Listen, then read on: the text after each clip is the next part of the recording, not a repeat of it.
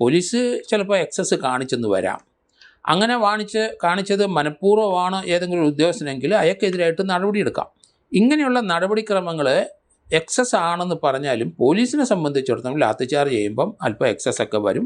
ചില police station ചെന്നാൽ ചീത്തയും തെറിയും വിളിക്കാം. ആ പോലീസുകാരെ ഐഡൻറ്റിഫൈ ചെയ്തിട്ട് അവർ വിളിച്ചാൽ ചീത്തയും തെറിക്കെതിരായിട്ട് അതേ പോലീസ് സ്റ്റേഷനിൽ തന്നെ കംപ്ലയിൻറ്റ് കൊടുക്കും. SHO നടപടി എടുക്കേണ്ടതാണ്. അത് തന്നെയല്ല, പോലീസ് ഉദ്യോഗസ്ഥനാണെന്ന് വിചാരിച്ച് ആരെയും തെറി വിളിക്കാനുള്ള അവകാശമില്ല, അധികാരവുമില്ല. അത് ഒഫൻസാണ്, ഒബ്സീൻ ആക്റ്റാണത്. പോലീസിന് മർദ്ദിക്കാനുള്ള യാതൊരു അവകാശവുമില്ല. പക്ഷേ ലോ ആൻഡ് ഓർഡർ സമയത്ത് ചില ഇഷ്യൂകൾ സമീപിക്കാൻ വേണ്ടിയിട്ട് പോലീസ് ലാത്തിച്ചാർജ് ചെയ്യും. പ്രതിയല്ലാത്ത ആളും പ്രതി ആയ ആളും ആരെ ഇടിക്കാനായിട്ട് പോലീസിന് അധികാരമില്ല. ചീത്ത വിളിച്ചു എന്ന് മാത്രം എഴുതിയ ഒഫൻസ് ആകില്ല. ചീത്ത വിളിക്കുന്ന ഏത് പദമാണ് അത് അതേപടി നിങ്ങളുടെ പരാതിയിൽ എഴുതണം. എന്നാലേ മാത്രമേ ചീത്ത വിളിയാവുള്ളൂ. അല്ലാതെ എന്നെ ഒരു 100 പ്രാവശ്യം അയാൾ ചീത്ത വിളിച്ചു സാറേ എന്ന് പറഞ്ഞാൽ എന്ത് ചീത്ത, ഏത് ചീത്ത? പോലീസുമായി ബന്ധപ്പെട്ട വിഷയമാണ് ഇന്ന് ചർച്ച ചെയ്യാൻ പോകുന്നത്. റിട്ടയർഡ് SP ജോർജ് ജോസഫ് സാറാണ് ഒപ്പമുള്ളത്. സാർ, തലസ്ഥാനത്തെ ഒരു പ്രമുഖ മാളിൽ വെച്ച് SFI പ്രവർത്തകർ മിഥുൻ എന്ന പോലീസുകാരനെ മർദ്ദിച്ചത് വലിയ വിവാദമായതാണ്. നമ്മൾ ആ വീഡിയോ കണ്ടതാണ്. അനാവശ്യമായി മർദ്ദിച്ച പോലീസുകാരനോട് പകരം വീട്ടുകയായിരുന്നുവെന്നാണ് പുറത്തുവന്ന പല വീഡിയോകളിൽ നിന്ന് നമുക്ക് മനസ്സിലാകുന്നത്. ഇതിനെ ന്യായീകരിച്ചും എതിർത്തും പലവിധ പ്രതികരണങ്ങൾ സോഷ്യൽ മീഡിയയിൽ ഉണ്ടായി. ഇപ്പോൾ സോഷ്യൽ മീഡിയയിൽ വ്യാപകമായി ഒരു പോസ്റ്റ് ഷെയർ ചെയ്യുന്നുണ്ട്. അതേക്കുറിച്ചാണ് എനിക്ക് ചോദിക്കാനുള്ളത്. ആ സംഭവം ഇതാണ്, ഞാനൊന്ന് വായിക്കാം. പോലീസ് ഓഫീസർ നിങ്ങളുടെ മേൽ കൈവച്ചാൽ തിരിച്ചടിക്കരുത്, നിയമം ഉപയോഗിക്കുക. ഒരു പോലീസ് ഓഫീസർ നിങ്ങളെ ഉപദ്രവിച്ചാൽ വികാരാധീനനായി തിരിച്ചടിക്കണം എന്ന് തോന്നുന്നത് സ്വാഭാവികമാണ്. പക്ഷേ ഒരു നിമിഷം ചിന്തിക്കുക. തിരിച്ചടിച്ചാൽ നിങ്ങൾ പ്രതിയാകും. നിയമം ഉപയോഗിച്ചാൽ നിങ്ങൾ അവകാശധാരിയാകും. അതിനാൽ ചെയ്യേണ്ടത് ഇതാണ്: ഉടൻ മെഡിക്കൽ രേഖപ്പെടുത്തുക, MLC റിപ്പോർട്ട്, സമീപത്തെ സർക്കാർ ആശുപത്രിയിൽ പോകുക, പരിക്കുകൾ മുഴുവൻ രേഖപ്പെടുത്തുക, MLC അതായത് മെഡിക്കൽ ലീഗൽ കേസായി രജിസ്റ്റർ ചെയ്യാൻ ആവശ്യപ്പെടുക. ഈ മെഡിക്കൽ റിപ്പോർട്ട് കോടതിയിൽ നിങ്ങളുടെ ശക്തമായ തെളിവായിരിക്കും. സംഭവത്തിൻ്റെ മുഴുവൻ വിവരങ്ങളും എഴുതി വയ്ക്കുക. സമയം, സ്ഥലം, പോലീസ് ഓഫീസറുടെ പേര്, ബാഡ്ജ് നമ്പർ, സാക്ഷികളുടെ വിവരങ്ങൾ. ജുഡീഷ്യൽ മജിസ്ട്രേറ്റ് മുമ്പാകെ നേരിട്ട് പരാതി നൽകുക. CRPC പ്രകാരം മജിസ്ട്രേറ്റിന് FIR രജിസ്റ്റർ ചെയ്യാൻ നിർദ്ദേശിക്കാനുള്ള അധികാരമുണ്ട്. പോലീസ് സ്റ്റേഷനിൽ പരാതി സ്വീകരിക്കാത്ത പക്ഷം ഇത് ശക്തമായ നിയമമാർഗമാണ്. പോലീസ് കംപ്ലയിൻസ് അതോറിറ്റിക്ക് പരാതി നൽകുക. പോലീസ് അതിക്രമങ്ങൾ അന്വേഷിക്കാനുള്ള സ്വതന്ത്ര സംവിധാനമാണ് ഇത്. മനുഷ്യാവകാശ കമ്മീഷനുകളിൽ പരാതി നൽകുക, അതായത് national human rights commission, Kerala state human rights commission എന്നിവിടങ്ങളിൽ. പോലീസ് അതിക്രമം മനുഷ്യാവകാശ ലംഘനമാണ്. SP കമ്മീഷണർക്ക് എഴുത്തു പരാതി നൽകുക. പരാതി നൽകിയതിന് സ്വീകരണ രസീറ്റ് ഉറപ്പാക്കുക. അവസാനമായി റിട്ട് ഹർജി അഥവാ മൗലികാവകാശ ലംഘനത്തിൻ്റെ പേരിൽ ആർട്ടിക്കിൾ 226 പ്രകാരം കേരള ഹൈക്കോടതിയിലും ആർട്ടിക്കിൾ 32 പ്രകാരം സുപ്രീം കോടതിയിലും റിട്ട് പെറ്റീഷൻ ഫയൽ ചെയ്യുക എന്നതാണ് സോഷ്യൽ മീഡിയയിലെ ഈ പോസ്റ്റിൽ സൂചിപ്പിക്കുന്നത്. എത്രത്തോളം വസ്തുതയുണ്ട് ഈ ഒരു പോസ്റ്റിൽ? മിഥുൻ റോയിയെ മർദ്ദിക്കുന്ന ദൃശ്യം നമ്മൾ കണ്ടു. അത് ട്രാങ്കൂർ മാള് അവിടെ വെച്ചാണ് അത് മർദ്ദിക്കുന്നത്. ആരോപണം അയാൾ പോലീസ് യൂണിഫോം ഇട്ട് ജോലി ചെയ്യുന്ന സമയത്ത് ലോ ആൻഡ് ഓർഡർ നിയന്ത്രിക്കാനായിട്ട് ലാത്തിച്ചാർജ് ചെയ്തപ്പം ഇയാൾ ലാത്തി കൊണ്ട് അടിച്ചു SFI DYFIക്കാരെ എന്നാണ് ആരോപണം. ആ ആരോപണത്തിന് പകരം തീർത്തതാണ്. ഇദ്ദേഹത്തിനെ യൂണിഫോം അല്ലാത്ത സമയത്ത് ഒറ്റയ്ക്ക് കണ്ടപ്പോൾ അവർ പകരം ചോദിച്ചു. ആ സംഭവത്തിന് ശേഷം കുറച്ച് നാളുകളായിട്ട് ഇയാളുടെ പിന്നാലെയായിരുന്നു SFI DYFI എന്ന് എനിക്ക് തോന്നുന്നു. ഇയാൾ കുറച്ച് ദിവസം കൊണ്ട് മെഡിക്കൽ ലീവാണ്. ഏതായാലും ആ നടപടിയോട് യോജിക്കാൻ കഴിയില്ല. പോലീസ് ചിലപ്പോൾ എക്സസ് കാണിച്ചെന്ന് വരാം. അങ്ങനെ കാണിച്ചത് മനഃപൂർവ്വമാണ് ഏതെങ്കിലും ഉദ്യോഗസ്ഥനെങ്കിൽ അയാൾക്കെതിരായിട്ട് നടപടിയെടുക്കാം. അയാൾക്കെതിരായിട്ട് കമ്മീഷണർക്കോ അല്ലെങ്കിൽ കൺസേൺഡ് DYSPക്കോ എവിടെ വേണമെങ്കിലും നമുക്ക് പരാതി കൊടുക്കാം. കൊടുത്തിട്ട് നടപടി എടുക്കും. ആ നടപടിയിൽ നമ്മൾ സഹകരിക്കണം. ആ പോലീസ് അതിനെ സംബന്ധിക്കുന്ന ഒരു കേസെടുക്കാനും അങ്ങനെ എക്സസ് കാണിച്ചിട്ടുണ്ടെങ്കിൽ കേസെടുക്കാനും തയ്യാറാകേണ്ടതാണ്. തയ്യാറാകുന്നില്ലെങ്കിൽ കോടതി കൊടുത്തിട്ട് നമുക്ക് ആ പോലീസ് ഉദ്യോഗസ്ഥന്മാർക്കെതിരായിട്ട് കേസ് കൊടുക്കാം. കോടതി പ്രൈവറ്റ് കംപ്ലയിൻ്റായിട്ടും കേസ് കൊടുക്കാം. ഇങ്ങനെയുള്ള നടപടിക്രമങ്ങൾ എക്സസ് ആണെന്ന് പറഞ്ഞാലും പോലീസിനെ സംബന്ധിച്ചിടത്തോളം ലാത്തിച്ചാർജ് ചെയ്യുമ്പം അല്പം എക്സസ് ഒക്കെ വരും. അവർ നിയമപരമായിട്ട് അവരെ പ്രൊട്ടക്റ്റഡ് ആണ്. പോലീസ് ഉദ്യോഗസ്ഥൻ ചെയ്യുന്ന പ്രവൃത്തിയാണ്. ലോ ആൻഡ് ഓർഡർ പ്രശ്നം ഉണ്ടാകുമ്പം ശാന്തമാക്കാൻ വേണ്ടി അവർക്ക് ഒരു പരിധി കഴിഞ്ഞ് പറ്റില്ല എങ്കിലും അതിന് ഓരോരോ ഇൻസിഡൻ്റ് അനുസരിച്ചും അവർക്ക് അവിടെ ഫോഴ്സ് യൂസ് ചെയ്യാം. അതിന് അധികാരമുണ്ട്. അങ്ങനെ യൂസ് ചെയ്യുന്നൊരു പോലീസുകാരനെ ഒറ്റയ്ക്ക് കണ്ട് ഇതുപോലെ മർദ്ദിക്കുന്നത് തെറ്റ്, അത് ചെയ്യാൻ പാടില്ല.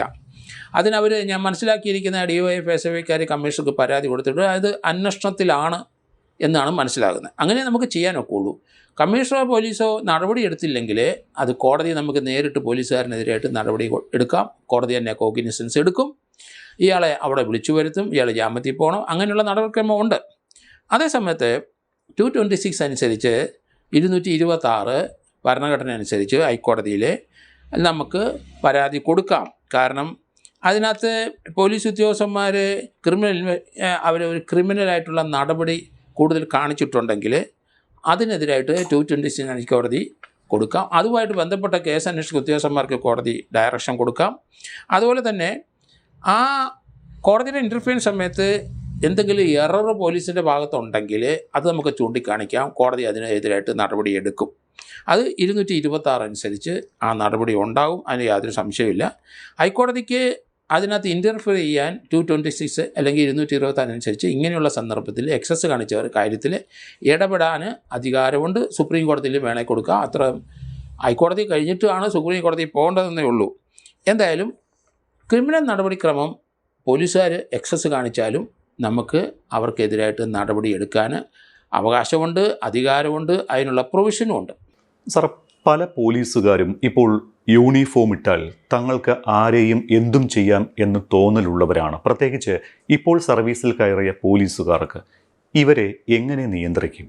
അതൊക്കെ വളരെ നമുക്ക് ഈസി ആയിട്ട് നിയന്ത്രിക്കാം. ആരാണ് എക്സസ് കാണിക്കുന്നത്? ചില പോലീസ് സ്റ്റേഷൻ ചെന്നാൽ ചീത്തൻ തെറി വിളിക്കാം. ആ പോലീസുകാരെ ഐഡൻറ്റിഫൈ ചെയ്തിട്ട് അവർ വിളിച്ചാൽ ചീത്തൻ തെറിക്കെതിരായിട്ട് അതേ പോലീസ് സ്റ്റേഷനിൽ തന്നെ കംപ്ലയിൻറ്റ് കൊടുക്കും. SHO നടപടി എടുക്കേണ്ടതാണ്. കാരണം പോലീസുകാരായാലും ശരി, നാട്ടുകാരായാലും ശരി, അവർ നിയമത്തിൻ്റെ പരിധി വിട്ട് സഞ്ചരിച്ചാൽ അതിന് കേസെടുക്കാം. അത് തന്നെയല്ല, പോലീസ് ഉദ്യോഗസ്ഥനാണെന്ന് വിചാരിച്ച് ആരെയും തെറി വിളിക്കാനുള്ള അവകാശമില്ല, അധികാരവും ഇല്ല. അത് ഒഫൻസാണ്, ഒബ്സീൻ ആക്റ്റാണത്. അങ്ങനെ വിളിക്കാൻ പാടില്ല. എങ്കിലും നമ്മൾ ഇതിൻ്റെ പുറകെ പോകാൻ കഴിയില്ലാഞ്ഞിട്ട് നമ്മളൊക്കെ അത് അങ്ങ് ക്ഷമിക്കും, അല്ലാതെ കേട്ടിട്ട് മിണ്ടാതെ പോകും. പോലീസ് ഉദ്യോഗസ്ഥന് ഒരു ഉദ്യോഗസ്ഥനും DGP മുതൽ സിവിൽ പോലീസ് ഓഫീസർ വരെ ആർക്കും ചീത്ത വിളിക്കാനോ ഒരാളെ അനാവശ്യമായിട്ട് പോലീസ് സ്റ്റേഷൻ വിളിച്ച് മർദ്ദിക്കാനോ അവകാശമില്ല, അധികാരമില്ല. അതിന് നമുക്ക് നടപടിയുണ്ട്, അതിന് കേസ് കൊടുക്കാം. അതേ പോലീസ് സ്റ്റേഷനിൽ കേസ് കൊടുക്കാം, അവരെടുക്കില്ല. അപ്പം തന്നെ SP കൊടുക്കാം. ആ SP കേസെടുത്തില്ലെങ്കിൽ കോടതിയിൽ നേരിട്ടു. ഇതാണ് അതിൻ്റെ നിയമപരമായ വശങ്ങൾ. ശരിക്കും പോലീസിന് മർദ്ദിക്കാനുള്ള അവകാശമുണ്ടോ? പോലീസിന് മർദ്ദിക്കാനുള്ള യാതൊരു അവകാശവുമില്ല. പക്ഷേ ലോ ആൻഡ് ഓർഡർ സമയത്ത് ചില ഇഷ്യൂകൾ സമീപിക്കാൻ വേണ്ടിയിട്ട് പോലീസ് ലാത്തിച്ചാർജ് ചെയ്യും. അതിനൊക്കെ ചില നടപടിക്രമങ്ങളുണ്ട്. ആദ്യം ടിയർ ഗ്യാസ് അവർ പ്രയോഗിക്കും, അവർ വാൺ ചെയ്യും. അതില്ലെങ്കിൽ ടിയർ ഗ്യാസ് വെച്ചും ഡിസ്പേഴ്സ് ചെയ്തില്ലേ പിന്നെ ലാത്തിച്ചാർജ് ചെയ്യും. ഇല്ലെന്നെങ്കിൽ പിന്നീട് കൂടുതൽ വഷളാകുകയാണെങ്കിൽ വെടിവെക്കാനുള്ള അധികാരം പോലീസിനുണ്ട്. അതുകൊണ്ട് അത് ആ കാര്യങ്ങൾ നമുക്ക് മറച്ചു വെക്കാൻ കഴിയില്ല. അധികാരം പോലീസിനുണ്ട്. പക്ഷേ ക്രമത്തിൽ കൂടുതൽ എക്സസ് കാണിച്ചാൽ അതിന് പോലീസുകാർക്കെതിരായിട്ട് ഡിപ്പാർട്ട്മെൻറ്റ് നടപടിയെടുക്കാം, നമുക്ക് കോടതിയിലും പോകാം. ഒരു കാര്യം ചോദിക്കാനുള്ളത്, നമ്മളെ അനാവശ്യമായി ഒരു പോലീസുകാരൻ അല്ലെങ്കിൽ ഒരു പോലീസ് ഉദ്യോഗസ്ഥൻ മർദ്ദിച്ചാൽ നിയമപ്രകാരം പോയാൽ എന്തായിരിക്കും ആ പോലീസുകാരന് ലഭിക്കുന്ന ശിക്ഷ? അത് സാധാരണ ഓരോ കേസിന് സിമ്പിൾ ഹാർട്ടുണ്ട് 323 അല്ലെങ്കിൽ 324. അതിനൊക്കെ 3 വർഷം വരെ തടവുണ്ട്. ഒരു പൗരനെ വേറൊരാളെ അടിച്ചാലും പിടിച്ചാലും എന്താണോ നിയമ നടപടി, അതേ നടപടി പോലീസ് സ്റ്റേഷനിൽ വെച്ച് ഒരു പരാതി പോയിക്കൊണ്ട് വരുന്ന അല്ലെങ്കിൽ ഏതെങ്കിലും ആവശ്യത്തിന് പോലീസ് സ്റ്റേഷനിൽ ചെന്ന ആളെ ഏതെങ്കിലും പോലീസുകാർ ചവിട്ടുകയോ ഇടിക്കുകയോ തല്ലുകയോ ചെയ്താൽ അത് സാധാരണഗതിയിലെ നിയമം അനുസരിച്ച് ജനങ്ങൾക്ക് എതിരായിട്ട് എടുക്കുന്ന കേസ് പോലെ തന്നെ പോലീസുകാർക്കെതിരായിട്ട് കേസെടുക്കും. സ്വാഭാവികമായിട്ട് നമുക്കറിയാം അവിടുത്തെ SHOമാരെ മറ്റേ പോലീസിനെ സഹായിക്കത്ത രീതിയിൽ നടപടിയെടുക്കും. അങ്ങനെ വന്നു തോന്നിക്കഴിഞ്ഞാൽ ഇമ്മീഡിയറ്റായിട്ട് നമ്മൾ ചെയ്യേണ്ടത് പരാതി SP കൊടുക്കാനാണ് പറയുന്നത്. അതിൻ്റെ ഇടയ്ക്കുള്ള റാങ്കുകാർക്കല്ല, SP ജില്ലയുടെ മേലധികാരി നടപടി എടുത്തെങ്കിൽ വീണ്ടും നേരിട്ട് നമുക്ക് കോടതി പോകാം. ഈ പോലീസ് സ്റ്റേഷനിൽ പരാതി കൊടുത്തിട്ട് നടപടി എടുത്തില്ല എന്നും ജില്ലാ മേധാവിക്ക് പരാതി കൊടുത്തിട്ട് നടപടിയില്ലാത്തതെന്നും അതുകൊണ്ട് ഞാൻ നേരിട്ട് കോടതി നേരിട്ട് നടപടിയെടുക്കും. അത് പോലീസ് സ്റ്റേഷനിൽ കൊടുത്ത് ഒരു കേസ് രജിസ്റ്റർ അന്വേഷണം പറയാം, ഇല്ലെങ്കിൽ കോടതി പോലീസ് സ്റ്റേഷനിൽ കൊടുക്കാതെ നേരിട്ട് കോടതിക്ക് അതിൻ്റെ കോഗ്നിസൻസ് നിയമ നടപടി എടുക്കാനുള്ള അധികാരമുണ്ട്. അതനുസരിച്ച് ജനങ്ങൾ നീങ്ങിയാൽ മതി. ലോക്കപ്പ് മർദ്ദനങ്ങൾ കുറഞ്ഞു വരികയാണ് എന്ന് പറയുമ്പോൾ തന്നെ ഒരുപാട് ലോക്കപ്പ് മർദ്ദനങ്ങൾ കേരളത്തിൽ നമ്മൾ കണ്ടിട്ടുണ്ട്. ഒരുപാട് വീഡിയോസ് നമ്മൾ കണ്ടതാണ് കഴിഞ്ഞ വർഷങ്ങളിലൊക്കെ. അപ്പോൾ ഇവിടെ പ്രതിയല്ലാത്ത ഒരാളെ ലോക്കപ്പിലിട്ട് മർദ്ദിച്ചാൽ അതിനുള്ള ശിക്ഷ എന്താണ്? പ്രതിയല്ലാത്ത ആളും പ്രതി ആയ ആളും ആരെ ഇടിക്കാനായിട്ട് പോലീസിന് അധികാരമില്ല. അങ്ങനെ നിയമവിരുദ്ധമായ ഒരാളെ കൊണ്ട് ലോക്കപ്പിലിട്ട് അത് 342 റോങ് ഫുൾ കൺഫൈൻമെൻ്റ് ആണ്. തെറ്റായിട്ട് ഒരാളെ ഒരു സ്ഥലത്ത് ഒതുക്കം ചെയ്തിരിക്കുന്നതാണ്. അതുകൊണ്ട് അതിനൊന്നും പോലീസിന് പ്രത്യേക ഒരു അധികാരമൊന്നുമില്ല. മർദ്ദിക്കാൻ അധികാരമില്ല, ചീത്ത വിളിക്കാൻ അധികാരമില്ല.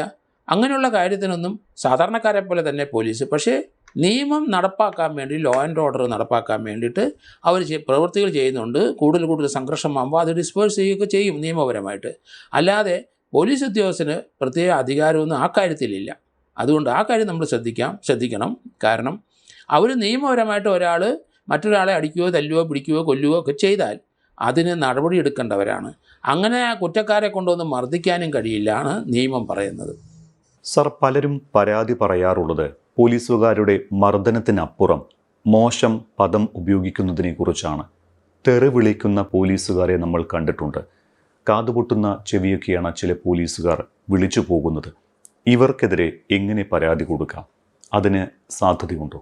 പലർക്കും നമുക്കറിയാം, പോലീസ് സ്റ്റേഷനിൽ ചെന്നാൽ പലരെയും തല്ലില്ല, അല്ലെങ്കിൽ അതൊക്കെ അവർ നിർത്തിയിട്ട് നല്ല പച്ചത്തെറി വിളിക്കുന്നെന്ന് പറയുന്നത് ശരിയാണ്. പച്ചത്തെറി വിളിക്കും അവർ. അങ്ങനെ വിളിച്ചു കഴിഞ്ഞാൽ ഇമ്മീഡിയറ്റ് ആയിട്ട് അതേ പോലീസ് സ്റ്റേഷനിൽ തന്നെ പരാതി കൊടുക്കുക.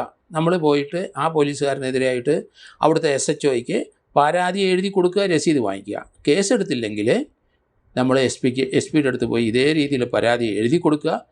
ചീത്ത വിളിച്ചു എന്ന് മാത്രം എഴുതിയാൽ ഒഫൻസ് ആകില്ല. ചീത്ത വിളിക്കുന്ന ഏത് പദമാണ് അത് അതേപടി നിങ്ങളുടെ പരാതിയിൽ എഴുതണം. എന്നാലേ മാത്രമേ ചീത്ത വിളിയാവുള്ളൂ. അല്ലാതെ എന്നെ ഒരു 100 പ്രാവശ്യം അയാൾ ചീത്ത വിളിച്ചു സാറേ എന്ന് പറഞ്ഞാൽ എന്ത് ചീത്ത, ഏത് ചീത്ത? ആ ചീത്തയ്ക്ക് ഓരോ അർത്ഥങ്ങളുണ്ട്. അതുകൊണ്ട് ആ ചീത്ത ഒരെണ്ണമെങ്കിലും പച്ചയായിട്ട് പോലീസിൽ എഴുതി പറഞ്ഞെങ്കിൽ മാത്രമേ നടപടി ഉണ്ടാവുകയുള്ളൂ.